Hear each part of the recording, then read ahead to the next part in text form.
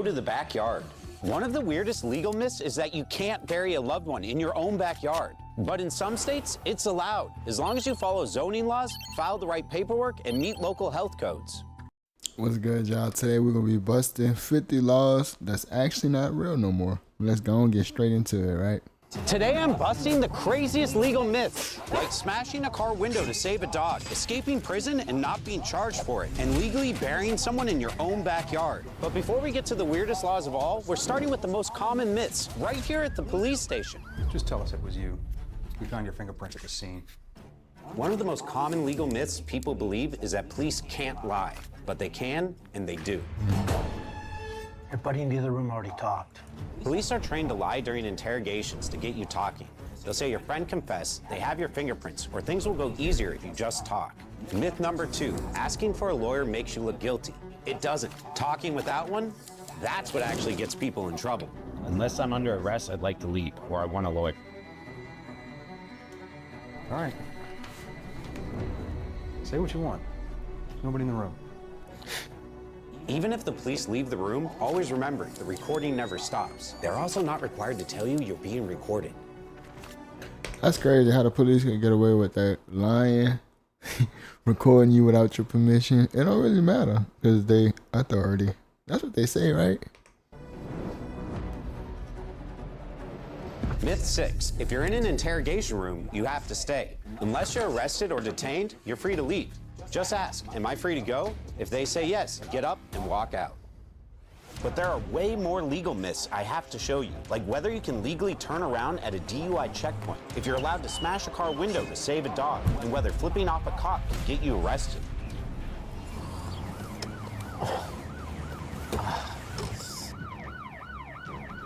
A lot of people believe that if you're given a speeding ticket, you have to pay it no matter what. But if the police officer makes a serious mistake on it, like the wrong date, plate number, or location, or the officer doesn't show up in court, you can sometimes get the ticket dismissed. Next is where people really mess up. They believe that signing a ticket is an admission of guilt, but really it just means you agree to show up in court. In some states, refusing to sign a ticket could get you arrested.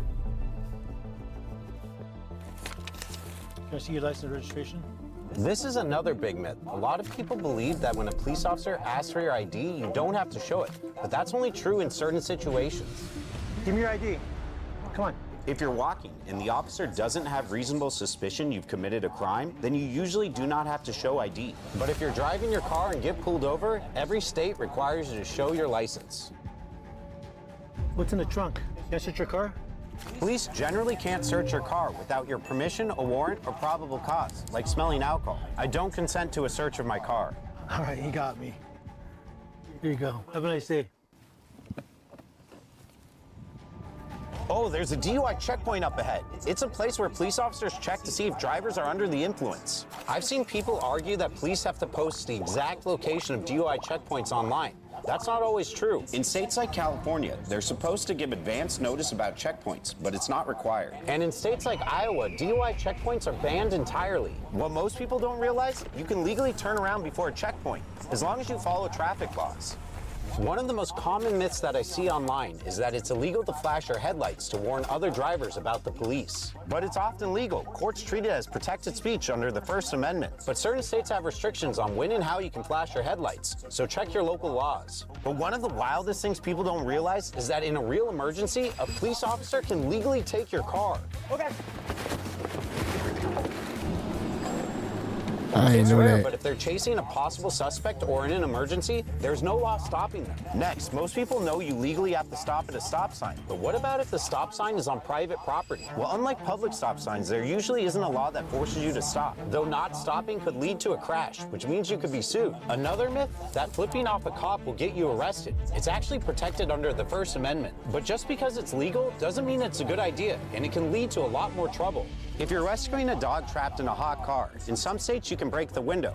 It's called a Good Samaritan or hot car rescue law. But you should always check your state laws, confirm the doors are locked, call emergency services, and make sure the animal's in real danger. He's in real danger.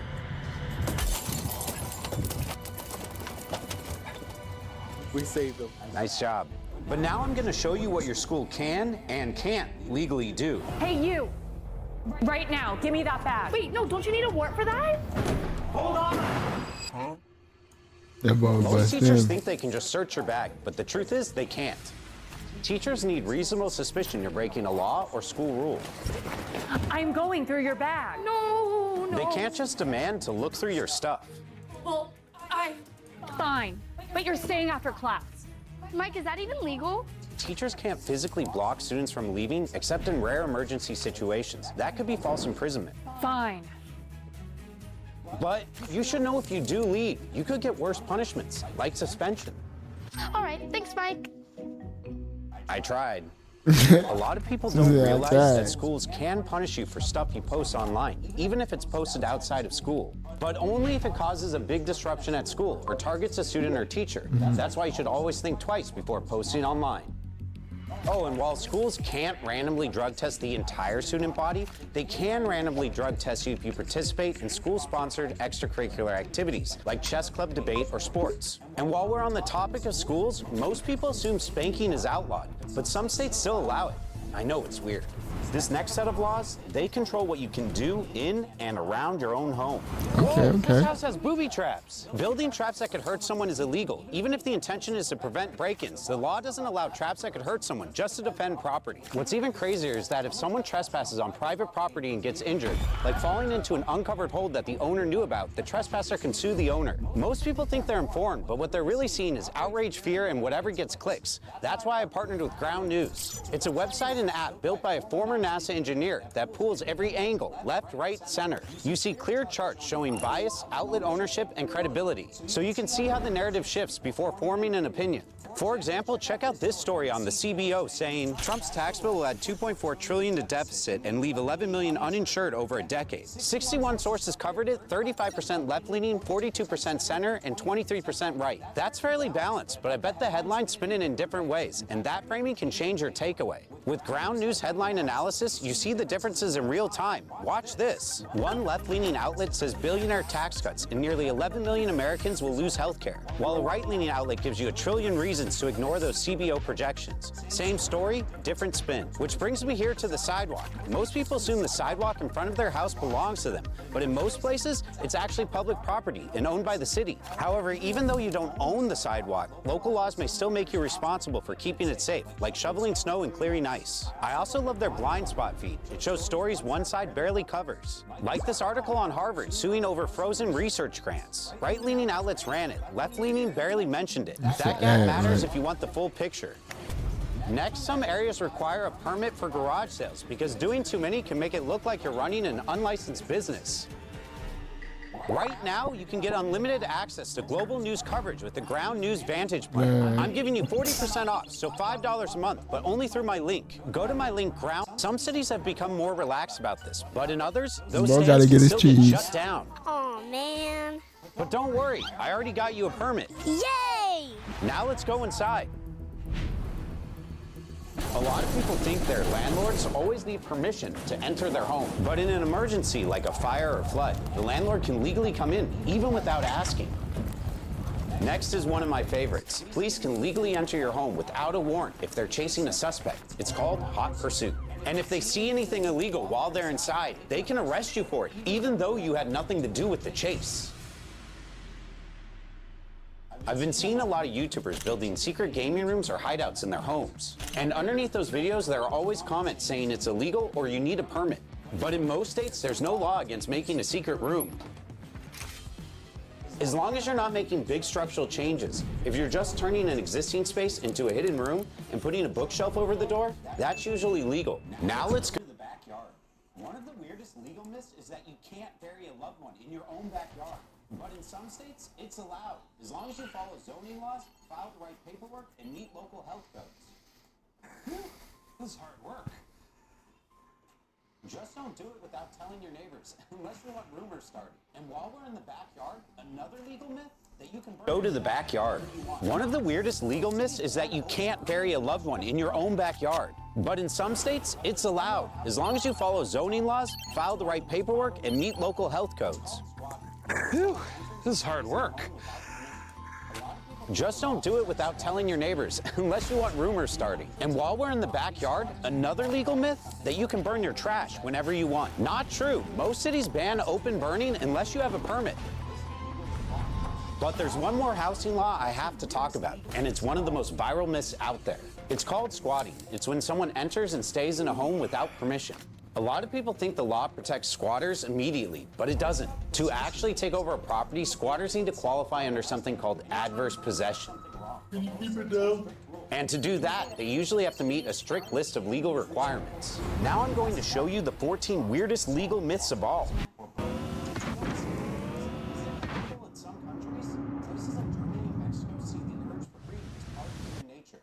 First up, the citizen's arrest. A lot of people think they can say, "I'm arresting you," anytime someone does something wrong. But most states have strict rules. You usually have to witness a serious crime and use reasonable force. If you mess it up, you could get charged with assault, false imprisonment, or both. Did you know escaping prison isn't illegal in some countries? Places like Germany and Mexico see the urge for freedom as part of human nature. So the act of escaping prison isn't a crime. But if you assault a guard or steal a car on the way out, that's very illegal. And those acts can get you extra charges.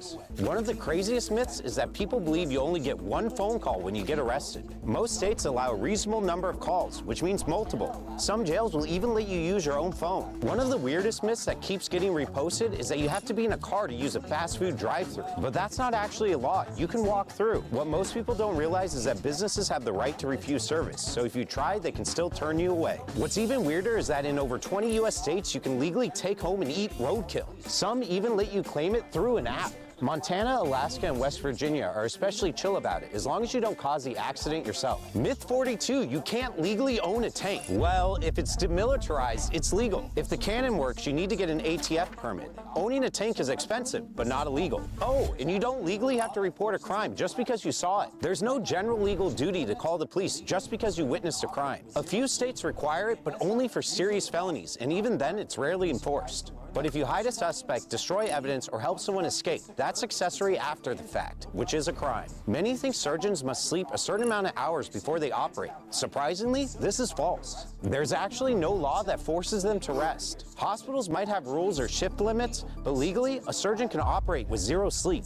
If they mess up, it's usually a lawsuit, not a crime. You'll be surprised to learn that dumpster diving is technically legal. Once trash hits the curb, it's considered abandoned, no privacy rights. But if you step onto private property to get it, or your city bans it outright, you could still get fined or arrested. Myth number 47, it's illegal to marry your step-sibling. Actually, it's totally legal. Since there's no biological connection, incest laws don't apply. Might raise eyebrows, but doesn't raise a legal issue. Number 48, opening up someone else's mail is always illegal. If you open it up intentionally, yeah, that's a crime. But accidentally opening it isn't. Think you can sit anywhere on a public sidewalk? Not always. Dozens of cities have sit-lie ordinances that ban sitting, lying down, or even placing your stuff on sidewalks during certain hours. They're controversial, but still enforced. And finally, number 50. You find money on the ground, whether it's $100 or $1 million. Most people believe it's finders keepers. But finders keepers isn't a real legal rule. If you find something valuable and don't try to return it, you could be charged with theft. Most states require turning it into police or making a real effort to find the owner.